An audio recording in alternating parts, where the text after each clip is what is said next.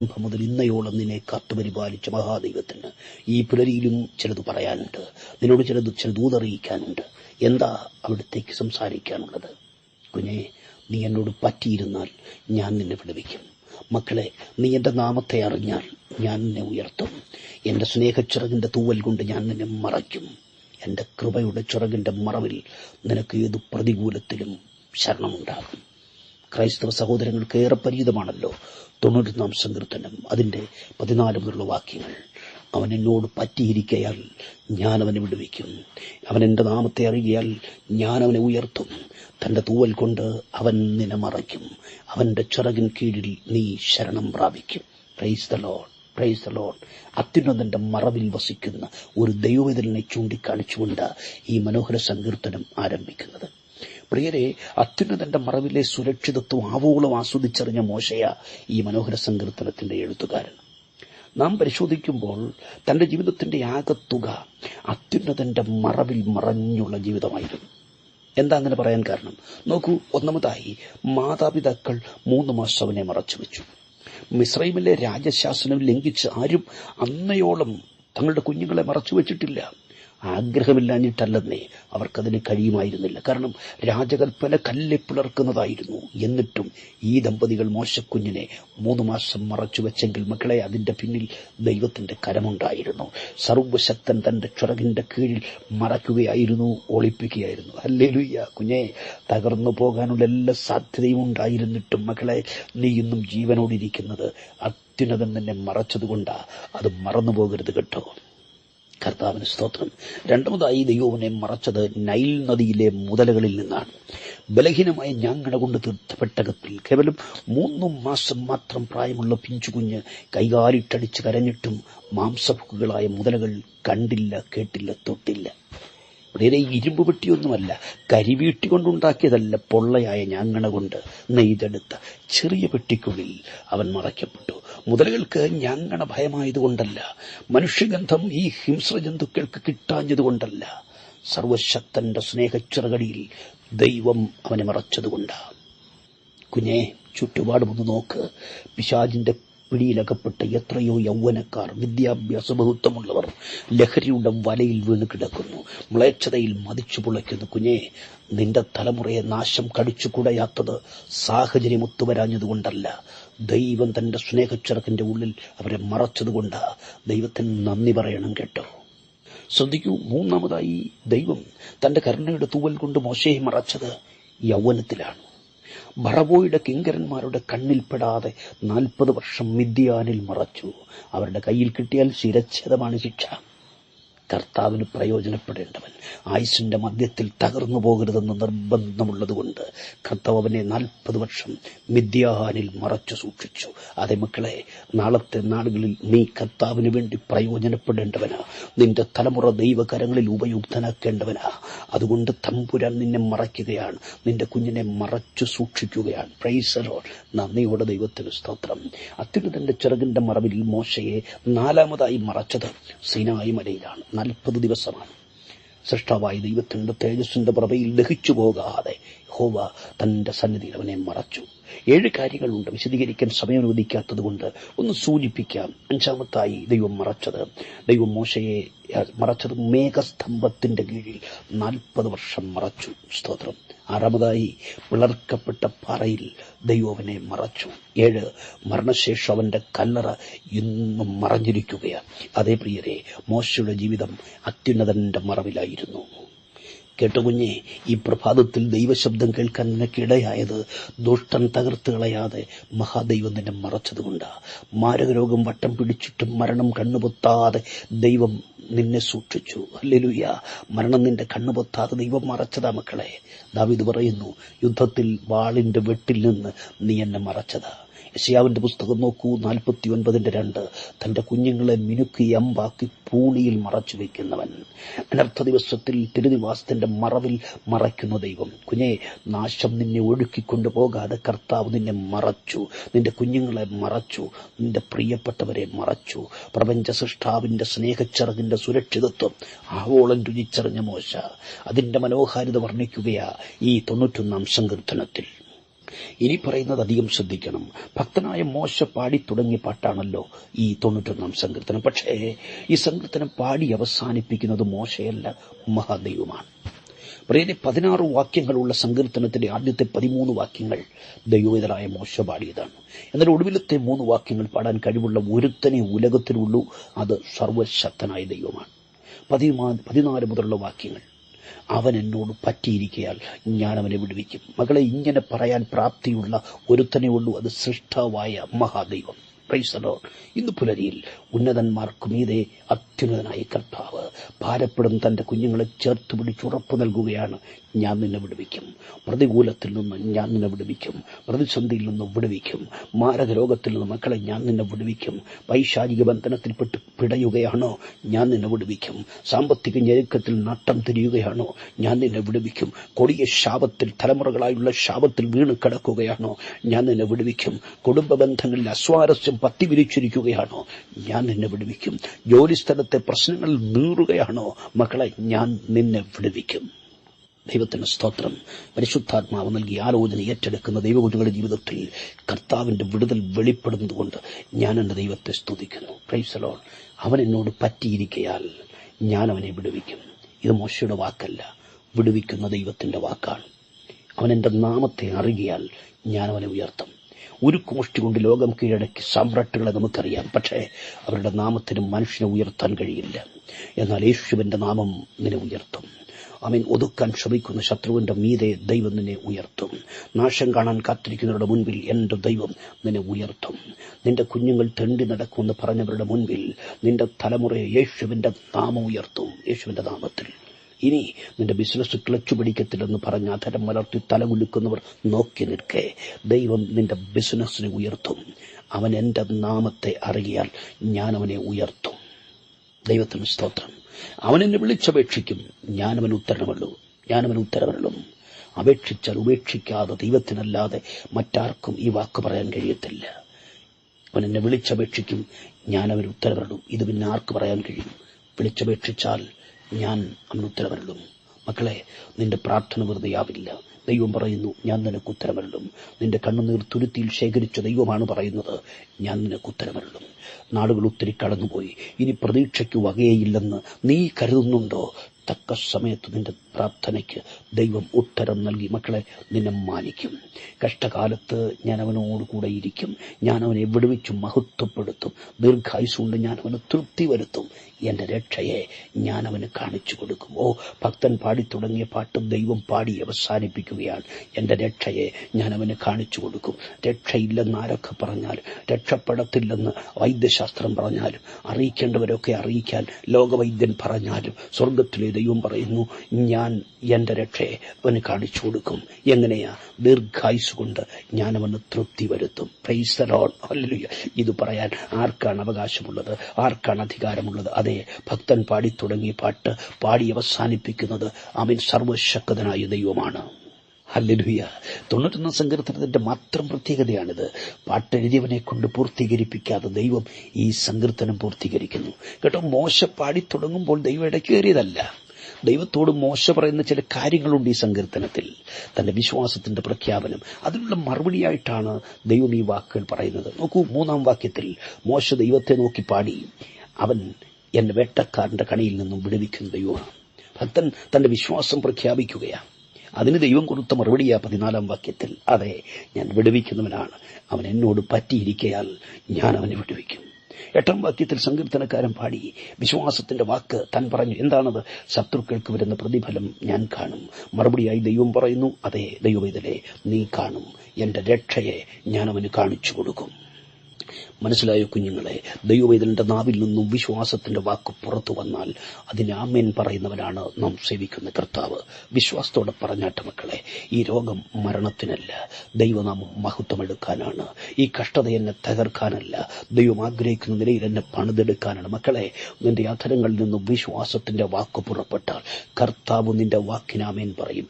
രോഗം നിന്നെ നശിപ്പിക്കത്തില്ല. പറഞ്ഞാട്ട്, ഈ രോഗം എന്നെ നശിപ്പിക്കത്തില്ല, ഈ കഷ്ടത എന്നെ തകർക്കത്തില്ല. വിശ്വാസത്തോടെ പറയുക, കർത്താവ് മറുപടി പറയും, ഞാൻ നിന്നെ പണിതെടുക്കും. പ്രതികൂലത്തിൽ നിന്നും ഞാൻ നിന്നെ പുറത്തു കൊണ്ടുവന്ന് അഭിമാന വിഷയമായി നിർത്തും. ഞാൻ നിന്റെ ജീവിതത്തെ ഐശ്വര്യപൂർണമാക്കും. യേശുവിന്റെ നാമത്തിൽ. പ്രിയരെ, ഈ സങ്കീർത്തനത്തിന്റെ ഒടുവിലായി ദൈവം പറയുന്ന 7 വാഗ്ദത്തങ്ങളുണ്ട് കേട്ടോ. എന്തൊക്കെയാത്? ഒന്ന്, ഞാൻ എന്നെ വിടുവിക്കും. ദൈവം വിടുവിക്കും. അങ്ങനെ ദൈവം പറയുമ്പോൾ അതിന് വ്യവസ്ഥയുണ്ട് കേട്ടോ. അവൻ എന്നോട് പറ്റിയിരുന്നാൽ ഞാൻ അവനെ വിടുവിക്കും. അന്ത്യത്താഴ സമയത്ത് കർത്താവ് പറയുന്നു, നിങ്ങളിൽ ഒരുത്തൻ എന്നെ കാണിച്ചു കൊടുക്കും. ഈ വാക്ക് കേട്ട് എല്ലാവരും നിശബ്ദരായിപ്പോയി. മാറോട് പറ്റിയിരുന്ന യോഹന്നാനെ കൊണ്ട് പത്രോസ് ആളാരാണെന്ന് ചോദിപ്പിച്ചു. സംഭവം നമുക്കറിയാം. ഇവിടെ ന്യായമായും പത്രോസിനോട് നമുക്ക് ചോദിക്കാം, എല്ലാത്തിനും എടുത്തിയാടുന്നു നീയല്ലേ?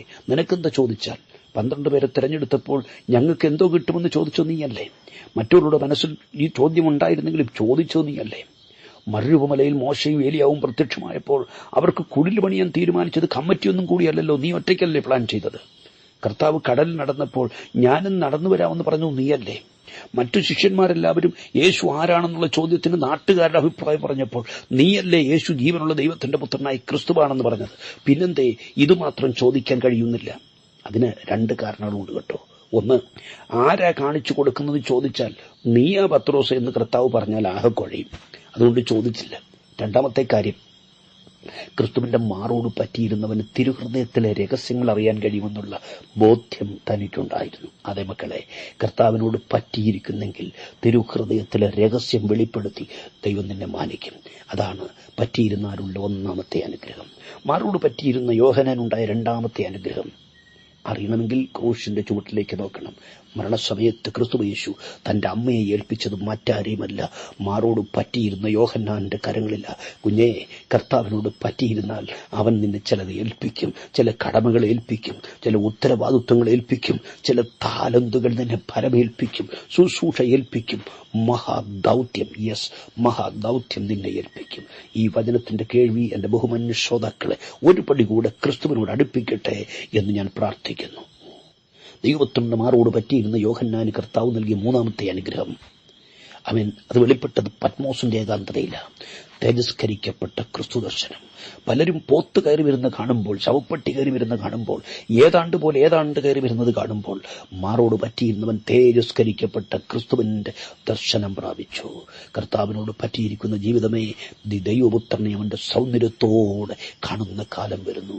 ക്രിസ്തുവിനോട് പറ്റിയിരുന്ന യോഹന്നാന് ലഭിച്ച 4ാമത്തെ അനുഗ്രഹം ഭാവികാല സംഭവങ്ങളുടെ വ്യക്തമായ വെളിപ്പാടാണ്. കുഞ്ഞേ, കർത്താവിന്റെ മാറോട് പറ്റിയിരുന്നാൽ, അവനോട് ചേർന്നിരുന്നാൽ, അരുളപ്പാട് കേൾപ്പാൻ, ആലോചന കേൾക്കാൻ അലഞ്ഞു നടക്കേണ്ട കാര്യമില്ല. മേലാൽ സംഭവിക്കാനുള്ളത് സ്വർഗം നിനക്ക് വെളിപ്പെടുത്തി തരും.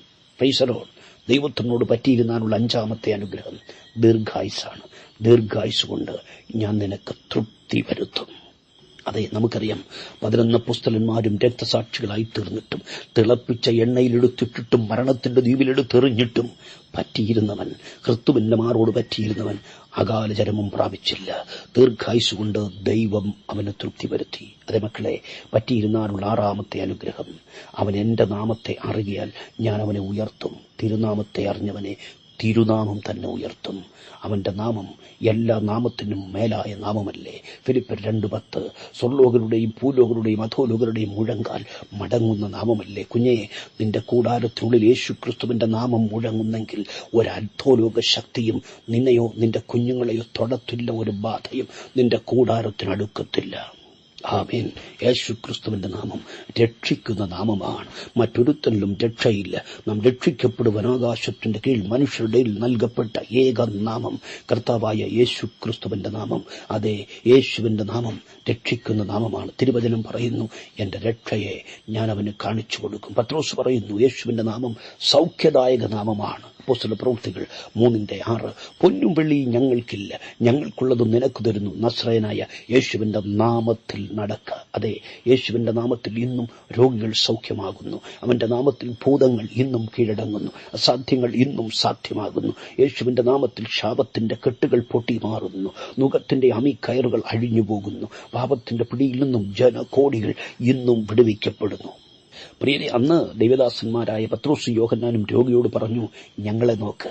ഇന്നത്തെ ദൈവദാസന്മാർ പറയുന്നു, ഞങ്ങളെ നോക്കണ്ട, ദൈവത്തെ നോക്ക് എന്ന് പറഞ്ഞാൽ ഞങ്ങളെ നോക്കിയാൽ ആകെ കുഴപ്പമാണ്. പക്ഷേ പൗലോസ് എന്ന ദൈവദാസൻ പറയുന്നു, ഞാൻ ക്രിസ്തുവിന്റെ അനുകാരിയായിരിക്കുന്നത് പോലെ നിങ്ങൾ എന്റെ അനുകാരികളാകുവിൻ എന്ന് പറഞ്ഞാൽ എന്നെ നോക്കി ക്രിസ്തുവിനെ അനുകരിക്കുക. ഞാൻ ക്രിസ്തുവിനെ അനുകരിക്കുന്നവനാണ്. ക്രിസ്തുവിലുള്ള ഭാവം തന്നെ നമ്മൾ ദൈവകുഞ്ഞുങ്ങൾക്കുണ്ടാകണം. അതാ പരിശുദ്ധാത്മാവ് ആഗ്രഹിക്കുന്നത്. അതേ പ്രിയപ്പെട്ടവരെ, നമുക്ക് പറയാൻ കഴിയണം, കുഞ്ഞെ, വിശുദ്ധിയോടെ ജീവിക്കുന്ന എന്നെ നോക്ക്, ദൈവവചനം പ്രമാണിക്കുന്ന എന്നെ നോക്ക്, സത്യത്തിന്റെ പാതയിൽ ചുവട് വയ്ക്കുന്ന എന്നെ നോക്ക്. Price the Lord. പത്രോസ് പറഞ്ഞു, ഞങ്ങളെ നോക്ക്. വെള്ളിയും പൊന്നും ഞങ്ങൾക്കില്ല, പക്ഷേ നിന്റെ വിടുതലിനുള്ള വക ഞങ്ങളുടെ കയ്യിലുണ്ട്. ഹല്ലേലൂയ. എന്താണത്? യേശുവിന്റെ നാമം. യേശുവിന്റെ നാമത്തിൽ എഴുന്നേറ്റ് നടക്കുക. ഇന്ന് കർത്താവിന്റെ ദാസന്മാർക്ക് വെള്ളിക്കും പൊന്നിനും കുറവില്ല, സമ്പത്തിന് കുറവൊന്നുമില്ല. യേശുവിന്റെ നാമത്തിൽ നടക്കുക എന്ന അധികാരത്തോടെ കൽപ്പിക്കാൻ കഴിയുന്നുമില്ല. അതേ പ്രിയപ്പെട്ടവരെ, ഒരു തിരുത്തൽ നമുക്ക് ആവശ്യമായിരിക്കുന്നു.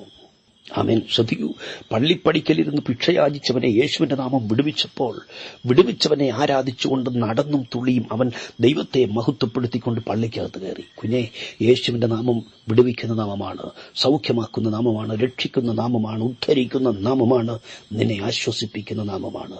ഉത്തമഗീതം 1:3 ശലോമോൻ പറയുന്നു, നിന്റെ നാമം പകർന്ന തൈലം പോലെയിരിക്കുന്നു. അതേ, യേശുവിന്റെ നാമം അഭിഷേകത്താൽ നിറയ്ക്കുന്ന നാമമാണ്. പരിശുദ്ധാത്മാവിന്റെ അഭിഷേകം കുഞ്ഞെ നിന്റെ നിലവാരത്തെ മാറ്റിമറിക്കും. അവൻ അപമാനിച്ചിറക്കിവിട്ട സ്ഥാനത്തു തന്നെ അഭിഷേകത്തിന്റെ ശക്തി നിന്നെ ഉയർത്തും. നിന്ദിച്ചവരുടെ മുമ്പിൽ അഭിഷേകം നിന്നെ ഉയർത്തും യേശുവിന്റെ നാമത്തിൽ. അങ്ങനെ സംഭവിക്കുന്നത് കൊണ്ട് സ്തോത്രം. ഫിലിപ്പിയർ 2:9-10 വാക്യങ്ങൾ, എല്ലാ നാമത്തിലും മേലായ നാമം പിതാവായ ദൈവം അവന് കൊടുത്തു. അതുകൊണ്ട് സ്വർലോകരുടെയും ഭൂലോകരുടെയും അധോലോകരുടെയും മുഴങ്കാൽ യേശുവിന്റെ നാമത്തിനു മുമ്പിൽ മടങ്ങും. മക്കളെ, രക്ഷകന്റെ നാമത്തിനു മുമ്പിൽ മുട്ടുമടക്കാത്ത ശക്തികളില്ല കേട്ടോ. അധോലോകത്തിന്റെ ആത്മശക്തി വ്യക്തി ജീവിതങ്ങളെ പൊറുതിമുട്ടിക്കുമ്പോൾ യേശുവിന്റെ നാമം അന്ധകാര ശക്തികളെ മുട്ടുകുത്തിക്കുന്ന നാമമാണ്. ആമേൻ. ശ്രദ്ധിക്കൂ, ഭൂലോകരുടെയും അധോലോകരുടെയും മാത്രമല്ല, സ്വർലോകരുടെ മുഴങ്കാലും അവന്റെ മുമ്പിൽ, അവന്റെ നാമത്തിന് മുമ്പിൽ മടങ്ങും. ആരാണ് സ്വർലോകർ? സ്വർഗത്തിൽ സാറാബുകളുണ്ട്, കെറൂബുകളുണ്ട്, മൂപ്പന്മാരുണ്ട്, 4 ജീവികളുണ്ട്, മിഖായേലുണ്ട്, ഗബ്രിയേലുണ്ട്, അദ്രിയേലുണ്ട്, ഊറിയേലുണ്ട്. ഇവരുടെ എല്ലാം സ്വർലോകരുടെ എല്ലാം മുഴങ്കാൽ യേശുവിന്റെ നാമത്തിന് മുൻപിൽ മടങ്ങും. നമുക്കറിയാം, യഥാർത്ഥമായി രക്ഷിക്കപ്പെട്ട ദൈവകുഞ്ഞുങ്ങളെ ആരെങ്കിലും അടിച്ചാലും ആക്ഷേപിച്ചാലും അസഭ്യം പറഞ്ഞാലും ഒക്കെ അവർ സഹിക്കും. നന്മ അപഹരിച്ചാലും സഹിക്കും. അപവാദം പറഞ്ഞു പരത്തിയാലും സഹിക്കും. എങ്ങനെയാണ് ഇത് സാധിക്കുന്നത്? തിരുവചനം പറയുന്നു, അപ്പോസ്തല പ്രവൃത്തി 5:41, തിരുനാമത്തിന് വേണ്ടി അപമാനം സഹിക്കേണ്ടി വന്നതിനാൽ അവർ സന്തോഷിച്ചുകൊണ്ട് ന്യായാധിപ സംഘത്തിൽ നിന്ന് പുറപ്പെട്ടു പോയി. അങ്ങനെയെങ്കിൽ സന്തോഷത്തോടെ അപമാനം ഏറ്റുവാങ്ങാൻ സഹായിക്കുന്നതാണ് യേശുവിന്റെ നാമം. ലോകത്ത് വേറൊരു നാമത്തിനും ഇതിന് കഴിയത്തില്ല കേട്ടോ. അപമാനത്തെ പുഞ്ചിരിച്ചുകൊണ്ട് അഭിമുഖീകരിക്കാൻ യേശുവിന്റെ നാമം തന്റെ കുഞ്ഞുങ്ങളെ പ്രാപ്തരാക്കും. പറ്റിയിരിക്കുന്നവരോട് ദൈവം പറയുകയാണ്, അവൻ എന്നെ വിളിച്ചപേക്ഷിക്കും, ഞാനവൻ ഉത്തരവരുളും. അപേക്ഷിക്കുന്നവരെ ഉപേക്ഷിക്കാത്ത നാമം, കരയുന്നവന്റെ കണ്ണുകൾ തുടയ്ക്കുന്ന നാമം, തന്റെ കുഞ്ഞുങ്ങൾ ചോദിച്ചാൽ ചോദിക്കുന്നതിലും നനയ്ക്കുന്നതിലും അത്യന്തപരമായി നൽകുന്ന നാമം. സ്തോത്രം. സാറായുടെ ദാസിയായ ഹാഗാറിന് വേണ്ടി നന്മയുടെ ഉറവ തുറന്നു കൊടുത്തില്ലേ? പരിഹാസിയായ ഇസ്മായേലിന് വേണ്ടി അനുഗ്രഹത്തിന്റെ ഉറവ തുറന്നു കൊടുത്തില്ലേ? ദാസി കരഞ്ഞപ്പോൾ നന്മ കൊടുത്തവൻ, പരിഹാസി കരഞ്ഞപ്പോൾ അനുഗ്രഹം പകർന്നവൻ. വീണ്ടെടുക്കപ്പെട്ട ദൈവത്തിന്റെ പൈതലേ, നീ ദാസിയല്ല, പരിഹാസിയല്ല, അവകാശിയാണ്. അബ്ബാ പിതാവേ എന്ന് വിളിക്കാനുള്ള പുത്രത്വത്തിന്റെ ആത്മാവിനെ പ്രാപിച്ചവരാണ്. നീ ചോദിച്ചാൽ ദൈവം നന്മ എത്രയധികമായി നൽകിത്തരും. അതേ മക്കളെ, നിന്റെ കണ്ണുനീരിനും മറുപടിയുണ്ട്, നിന്റെ പ്രാർത്ഥനയ്ക്കും മറുപടിയുണ്ട്, നിന്റെ നിലവിളിക്ക് ഉത്തരമുണ്ട്. അവൻ എന്നെ വിളിച്ചപേക്ഷിക്കും, ഞാനവൻ ഉത്തരവരുളും. കഷ്ടകാലത്ത് ഞാൻ അവനോട് കൂടെ ഇരിക്കും. കൈ നിറച്ച് കാശുള്ളപ്പോൾ കൂടെ ഇരിക്കാൻ ആളുണ്ടാകും. നന്മയുടെ മധുരം നുകരാൻ ബന്ധുക്കളും പ്രിയപ്പെട്ടവരൊക്കെ ഉണ്ടാകും. കഷ്ടതയുടെ വേദനയുടെ നിസ്സഹായ നടുവിൽ പരസഹായമില്ലാതെ എഴുന്നേറ്റ് നടക്കാൻ പോലും കഴിയാത്ത സാഹചര്യത്തിൽ മക്കൾ വന്നില്ലെങ്കിലും മരുമക്കൾ നോക്കിയില്ലെങ്കിലും ഉറ്റവരും ഉടയവരും മറന്നു കളഞ്ഞാലും കഷ്ടകാലത്തിന്റെ കൂടെ ഇരിക്കുന്ന ദൈവം ഇന്നും ജീവിക്കുന്നു. സ്തോത്രം. കൃപയിൽ നിന്ന് അകന്നു പോകാതെ ക്രിസ്തുവിന്റെ മാറോട് പറ്റിയിരിക്കുന്ന ജീവിതമേ, നിന്നെക്കുറിച്ച് ദൈവം പറയുന്നു, ഞാൻ നിന്നെ വിടുവിച്ച് മഹത്വപ്പെടുത്തും. വിടുവിക്കുക മാത്രമല്ല കേട്ടോ, വിടുവിക്കുന്നവനെ ദൈവം മഹത്വപ്പെടുത്തും. ബഥാന്യന്റെ ലാസർദീനമായി കിടന്നപ്പോൾ കർത്താവ് എന്താ പറഞ്ഞത്? ഈ ദീനം മരണത്തിനല്ല, ദൈവനാമം മഹത്വപ്പെടാനാണ്. രോഗം മൂർച്ഛിച്ചപ്പോഴും കർത്താവിന്റെ അരുളപ്പാട് നിൽക്കുകയാ, ദീനം മരണത്തിനല്ല. പക്ഷെ ലാസർ മരിച്ചു. ശവസംസ്കാര ശുശ്രൂഷ നടക്കുമ്പോഴും കർത്താവിന്റെ വാഗ്ദത്തം കിടക്കുന്നു, ഈ ദീനം മരണത്തിനല്ല. കല്ലറയിൽ വെച്ചു, നാറ്റം വെച്ചു, 4 ദിവസമായി കല്ലറയിൽ ഇരുന്നപ്പോഴും വാഗ്ദത്തം കിടക്കുന്നു. കുഞ്ഞെ, കർത്താവ് നിന്നെക്കുറിച്ച് പറഞ്ഞ പറഞ്ഞ എന്തെങ്കിലും വാഗ്ദത്തം ശേഷിക്കുന്നുണ്ടെങ്കിൽ കല്ലറയ്ക്ക് പോലും നിന്നെ ഒതുക്കാൻ കഴിയത്തില്ല. കർത്താവ് നിന്നെ വിടുവിച്ചു മഹത്വപ്പെടുത്തും. തുറച്ചു നോക്കിയ കണ്ണുകളുടെ മുൻപിൽ ദൈവത്തിന്റെ രക്ഷയെ